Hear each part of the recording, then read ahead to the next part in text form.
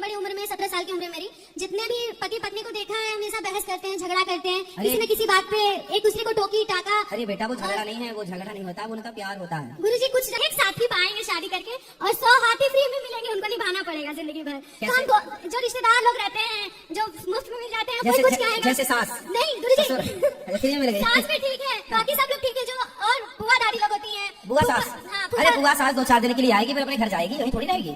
आप सभी चैनल को सब्सक्राइब कर लीजिएगा, जो भी YouTube पर देख रहे हैं चैनल को सब्सक्राइब कर लीजिए और शेयर कीजिएगा। नारायण, मैं तृप्ति आप सभी का स्वागत करती हूँ अपने YouTube चैनल में। आज हम देखेंगे एक ऐसा इंटरेस्टिंग वीडियो जिसमें गुरुजी इनके सभी सवालों के जवाब बहुत ही सरलता से देते हैं। जी हाँ फ्रेंड्स, हम आपको बताएंगे इस वीडियो के बारे में सब कुछ, लेकिन उससे पहले आपने मेरे चैनल को सब्सक्राइब नहीं करा है तो सब्सक्राइब कर लीजिए, जिससे कि वीडियो के नोटिफिकेशन आपको समय रहते मिल सके। फ्रेंड्स, तो बिना देरी करे शुरू करेंगे आज का ये भक्ति में वीडियो।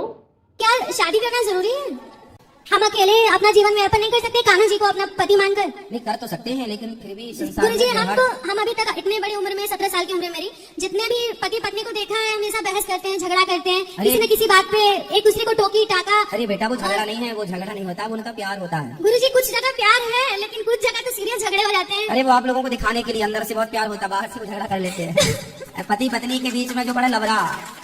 गुरुजी कुछ जगह देखे हैं जहाँ पे पति खुद को डोमिनेट कर लेता है पत्नी के ऊपर, बहुत ज्यादा।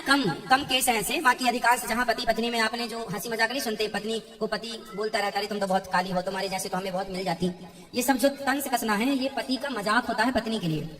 तो ये मजाक होते हैं, अब उस मजाक को आप लोग सुनते हैं तो आप लोगों को सीरियस लगने, अरे बात तो सही है, ये लोग बहुत दुखी हैं, आपको बाहर से ऐसा लगेगा कि बहुत दुखी, जबकि वो अंदर से बहुत खुश होते हैं, है ना। जो रिश्तेदार होते हैं और जो मतलब मेरा कहना ऐसा है कि एक साथी पाएंगे शादी करके और 100 हाथी फ्री में मिलेंगे, उनको निभाना पड़ेगा जिंदगी भर। तो हम जो रिश्तेदार लोग रहते हैं जो मुफ्त में मिल जाते हैं वो कुछ कहेगा जैसे सास नहीं गुरुजी, सास भी ठीक है, बाकी सब लोग ठीक है, जो और बुआ दादी लोग होती है। बुआ सास, अरे बुआ सास 2-4 दिन के लिए आएगी फिर अपने घर जाएगी, वहीं थोड़ी रहेगी। वो भी है गुरुजी, बट मेरा मानना है कि हम अपने कान्हा जी के साथ रहना चाहते हैं। अच्छा, आपको बुआ सास नहीं चाहिए मतलब, तो आप हो देंगे ना जो बुआ अपने फैमिली के साथ रहना चाहते हैं सारी जिंदगी। मेरे भैया भाई, अभी तो भैया है, कल को भौजाई आएगी तो वही आपका हाथ पकड़ के बाहर करके चल, फिर भैया बोलता है रखेंगे तुम। भैया सब बोलते हैं सही, भौजाई आने दो, भैया तो फिर ठीक हो जाएंगे तब। इसलिए तो हम एनजीओ भी चलाना चाहते हैं गरीब बच्चों के लिए, तो कान्हा जी के लिए ही हम अपना जीवन समर्पित शादी कर लो, फिर पति के साथ एनजीओ चलाने का पति हो सकता है बहुत अच्छा मिले। नेगेटिव ही क्यों सोचना, पॉजिटिव भी तो सोच लो, हो सकता है बहुत अच्छा मिल जाए। हम नेगेटिव ही क्यों सोचें? कान्हा जी के लिए नहीं समर्पित कर सकते? तो कान्हा के लिए तो शादी के बाद भी समर्पण हो सकता है। क्या गृहस्थी में रहकर क्या आपके माँ बाप समर्पित नहीं है कान्हा जी के लिए? वो गृहस्थी में रहकर समर्पित नहीं है क्या? आपके माँ बाप की क्या दिक्कत है बताओ? कोई दिक्कत है? बढ़िया रहते हैं लोग, ये समर्पण है या नहीं प्रभु के चरणों में? तो गृहस्थी में रहकर भी समर्पित हुआ जा सकता है, इसमें क्या दिक्कत है? इसलिए विवाह करना भी, पढ़ाई लिखाई करो, सेल्फ डिपेंड होना अच्छी बात है, पर बेटा गृहस्थी जरूरी है। चलो आज तो भाई है, आज माँ है, पिता है, कल को ये बूढ़े होंगे, पत्नी आएंगी, आपके भाई की भौजाई आएगी, चलो भौजाई अच्छी आ गई तब तो अच्छा है, पर 99% भौजाई और ननद की बनती नहीं है। सुनो, दूर रहने से सब प्रेम बनता है। कोई भी संसार की ननद भौजाई यदि साथ में है तो तू मैं होगी 99.99%। क्यों जी, बात सही है। आप कितना भी अच्छा तुम्हारा भाई हो, भाई की तरफ से गलती नहीं है, भाई भाई झगड़ा नहीं करते, देवरानी जेठानी झगड़ा करती है। फिर पुरुष वर्ग तो बदनाम यूं ही है, झगड़ा पुरुष करते ही नहीं कभी, क्यों जी? इसलिए आप तो बेटा अपनी जगह सही हो। इस उम्र में जो लड़कियां होती है ना, उनके मन में यही सब चल रहा होता है जो आपके मन में चल रहा है, हम तो शादी नहीं करेंगे। सबको देखती है ना परेशान, अरे उसकी हमारी सहेली की शादी हुई, उसके साथ ऐसा हुआ, होता है कुछ लोगों के साथ, लेकिन अच्छा होता है। 99% लोग अच्छे हैं, 1-2% 5% आप देख लो। गुरुजी एक आखिरी प्रश्न है कि हमारी शादी के लिए एक आदर्श उम्र क्या है?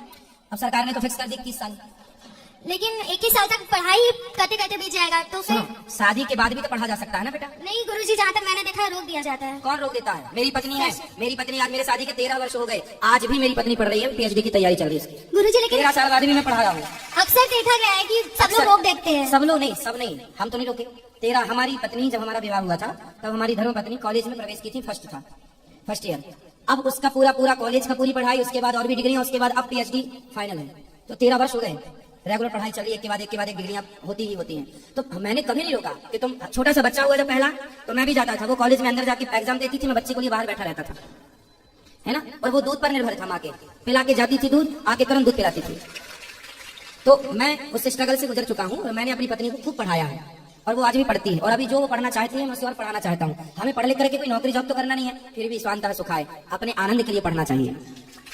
यदि आप नौकरी चाकरी भी करना चाहें तो करिए, बिजनेस व्यापार करना चाहें तो करिए, पर एक अपना भी आनंद होता है, तो उसके लिए भी पढ़ना चाहिए। मैं भी पढ़ता हूँ जो मेरे से बनता है, मैं डिग्रियां तो नहीं पाता, लेकिन फिर भी हम लोगों को पढ़ना तो पड़ती है। पढ़ाई तो पूरी आप करने के बाद ये मत सोचो कि हो सकता है आपको ऐसा पति मिले जो आपको खूब पढ़ाए। पढ़ाई पूरी करने के बाद जॉब कर ले फिर शादी करे तो कोई दिक्कत? देखो आपकी बात से हम सहमत हैं, लेकिन बेटा देखो 25 साल के अंदर सरकार का हाँ, 25 साल ही मेरा मानना है। 25 के तक हो जाए। अंदर 25 के भीतर 25 से 25.5 ना हो, 25 से 26 बिल्कुल ना हो, 25 साल के अंदर लड़की और लड़कियों का तो 23-24 के अंदर, लड़कों का 25 के अंदर विवाह कर देना सबसे उत्तम निर्णय है। यदि आप विवाह करने में लेट हो गए तो जो लेट होते हैं उनकी बेटियां उनके बेटे ही भागम भाग वाली शादी कर लेते हैं।